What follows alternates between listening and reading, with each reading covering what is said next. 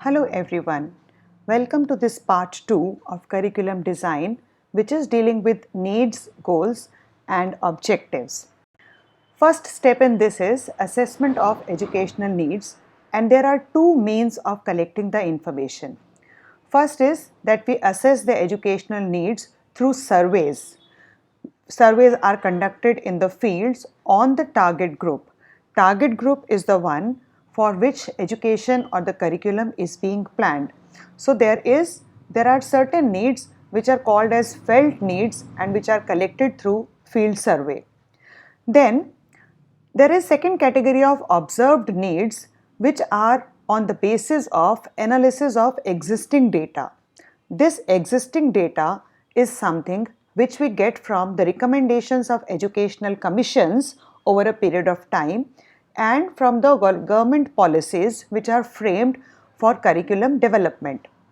Third type of needs are real needs, which is listing of priority areas.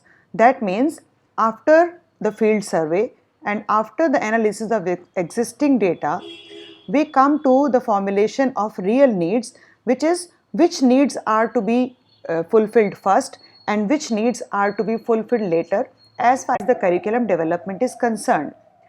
These educational needs, three kinds of educational needs, felt needs, real needs and observed needs, are dependent on each other.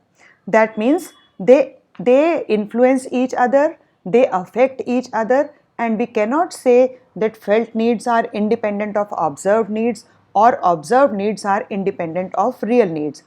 Felt needs, real needs and observed needs are always working together and influencing each other.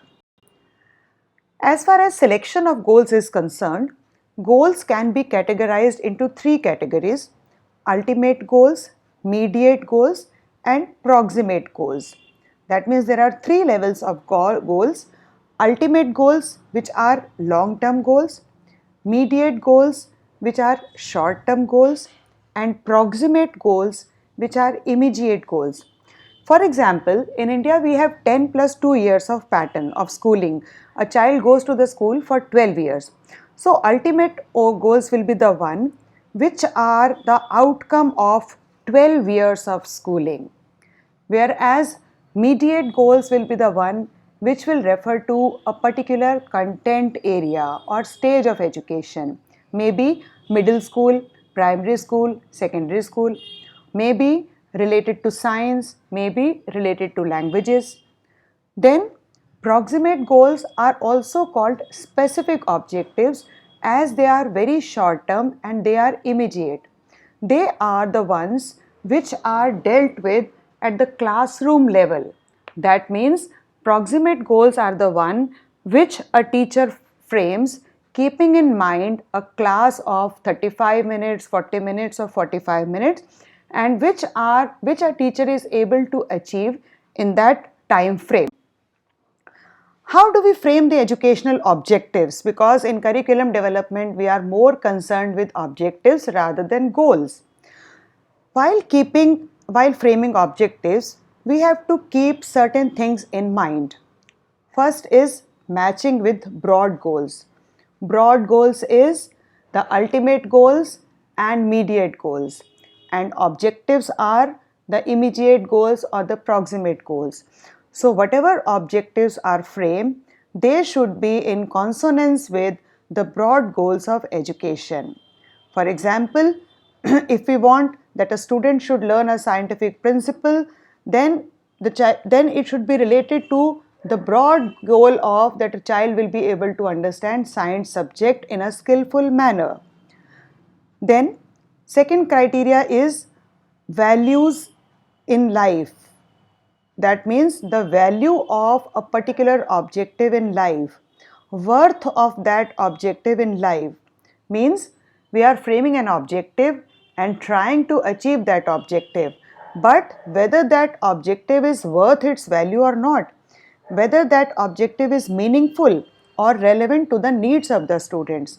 So whichever objective is framed, that should be relevant to the student and that should be meaningful to the student. Then the third criteria while framing objectives is the language.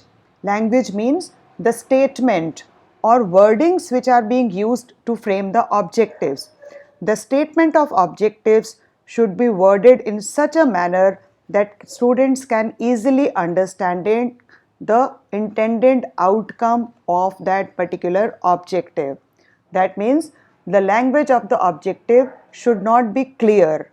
The statement of objective should be very clear to the students, and it should be in a simple statement, simple language. Again, the same thing we are going to state here, that the statement of the objective should be in a very clear language, and it should be appropriate to the students, the age of the students.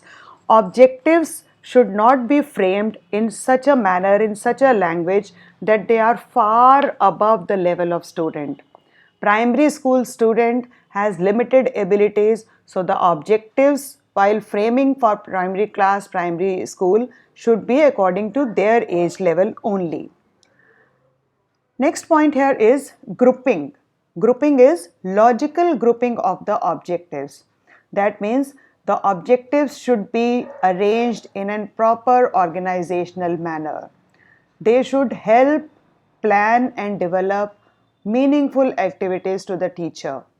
Teacher will see that in which particular frame, in which particular domain the objectives have been framed, and then accordingly the learning material and learning experiences will be decided by the teacher.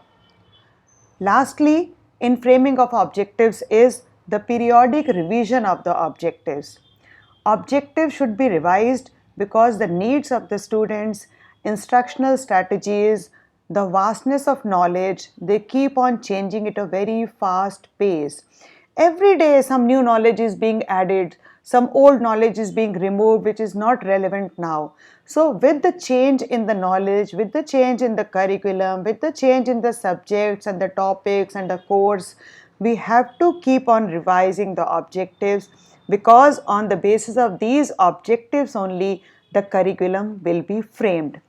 So dear friends, in today's videos we have studied about the needs of the curriculum, which is the need, then how can we assess the need, how can we frame the goals, and how can we frame the objectives which will help us in design of curriculum.